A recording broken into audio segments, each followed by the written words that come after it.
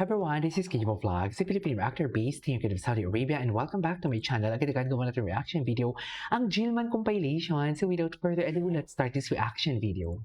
Ano Ito po to? kasing show na to, Ay, bakit siya umiyak? dinedicate ko siya sa late grandmother ko. So, Ay, ilang beses na rin po ako naiiyak sa set kasi na-pressure ako sa sarili ko. shucks. Feeling ko hindi ko deserve yung Nakapag-pressure. gandang role, ganito kagandang show.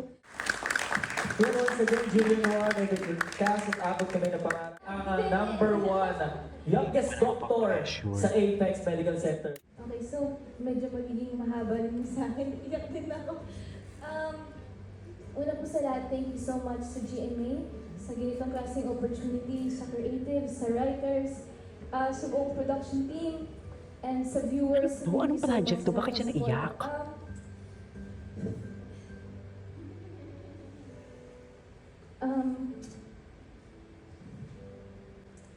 Ito po kasing show na to, dinedicate ko siya sa late grandmother ko. So, at first nung tinawagan po ako na para sa akin daw itong role na to, hindi pa po ako na-excite at all. Kasi sabi ko, batang doktor, sinong manonood? Pero dahil po, nag-start yung taping, sa mga kasama ko, sila yung nag-uplift sa akin, sila yung nagsasabi na, we believe in you, and sorry ako, OA ko. Hindi ka And of OA, course, it's si valid. LA. Ilang beses na rin po ako naiiyak sa set kasi nag-pressure ako sa sarili ko. Feeling ko hindi ko deserve yung ganito kagandang role, ganito kagandang show. Pero dahil sa mga ka-work ko, dahil kay Direk LA, pinafeel nila sa akin na deserving ako, and pinafeel nila sa akin na binigay ito sa akin ni God, and may purpose yung ginagawa ko. And yes, sa mga ka-work ko, thank you guys so much. Dahil po sa kanila natutunan ko mas maging compassionate and mas maging passionate pa sa trabaho ko. Wow. Kaloka naman to. Everyday na excited ako kasi Abot kamay sa pangarap na project ko. Meron ako mga kapatid. And God knows how much I appreciate Abot them, kamay how sa much I love pangarap. them. So thank you so much. And maraming salamat po sa lahat ng sumuporta. And all good things must come to an end. And naniniwala po ko na kahit meron ng bagong chapter sa mga buhay namin, I will forever treasure this family. And hindi ko makakalimutan itong blessing na ito na binigay sa akin ni God. No, thank you. Sorry. It's okay. Ay, Jill, ano ba say that? Do sa abot kamay, medyo Yun na nga po. lang yan. Actually, sa abot kamay, doon talaga nahiyak ko Siya na pa. Ang impression Ano niya sa nga ba akin talaga, more Jill? than Ang sigaw ng puso. I didn't talk to her as much. Simply Parang because kanino for me, nga ba? na-stars Yan ako at ang the tanong time. And eh. parang Jillian yun, so medyo ano ko. So nung nag-work kami sa My Long Girl, I promised Yan ang myself na tanong. I'll put the effort na to communicate with her first, to try and get to know her. Kasi nga, why not, diba? Sayang naman yung months namin for the show. And grabe, the last 2 months pa lang felt like a year na kasi yung mga pinagsamahan namin, almost every day kami nakikita to work, and we created lots of memories and something I will always cherish forever. And siguro yung attentiveness namin with one another came with that, na nakikita kami araw-araw. And alam niya din pag hindi ako okay, sinasabi niya na sa okay ka lang. And we also know when we both need space kasi parehas kaming personality na gusto namin ng pag-isa or introverted at times.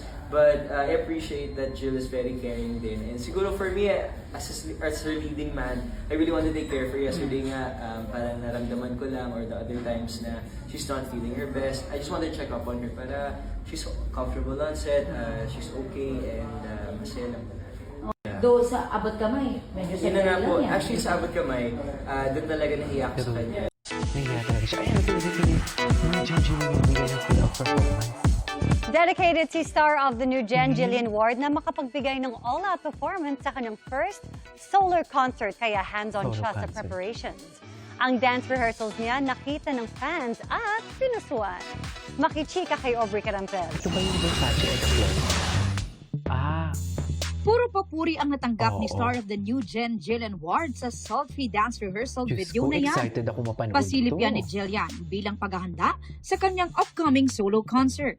Very passionate and hands-on daw siya sa kanyang production numbers. Yesterday lang po, 9 hours po ako na nag-rehearse sa pagkanta. Nire-review ko po lahat ng 9 songs. Maabot po hours? ako ng mga 4 Totoo hours ba? sa pag-rehearse, sa pagsayaw. Ang Then lala. after that, nagja-jogging pa po ako para ma-boost ko yung stamina ko.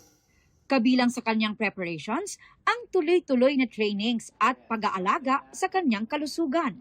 Sobra pong prioritize ko talaga yung fitness ko starting last year. So, mga 1 year and a half na po ako na consistent talaga ako nagdi-gym, consistent ako na nagda-dance classes, as in, sobra po ako mag-workout. Talagang naging lifestyle ko na po siya. talaga yung Na-enjoy rin ni pagkapayat niya Jillian ang ngayon. pagiging Clash panel ng The Clash Teens. Nakikita ko gano'n sila ka-talented, gano'n sila ka-passionate. And I think mag-agree rin po yung ibang mga judges na sa generation po ngayon, ang pinaka binavalue nila is yung pagiging storyteller po nila. Aubrey Carampel, updated sa showbiz happenings. Bongga. I love it. Hindi. Mula sa Hilatsa. Punta tayo. Yes, welcome back. Ganda ni Jillian, diba? Ay, ito. Sino kaduwit siya dito? Gabi, oh. Tingnan mo yung bewang niya, oh. Ganyan siya ka-sexy, ma'am.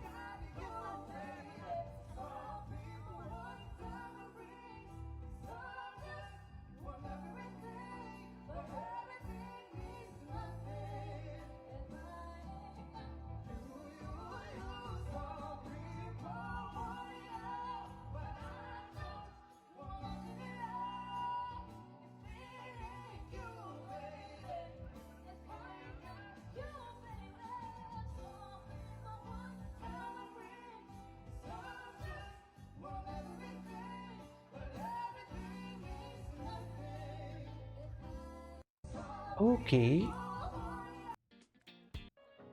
Ay, bakit naman basang-basa si Jillian dito?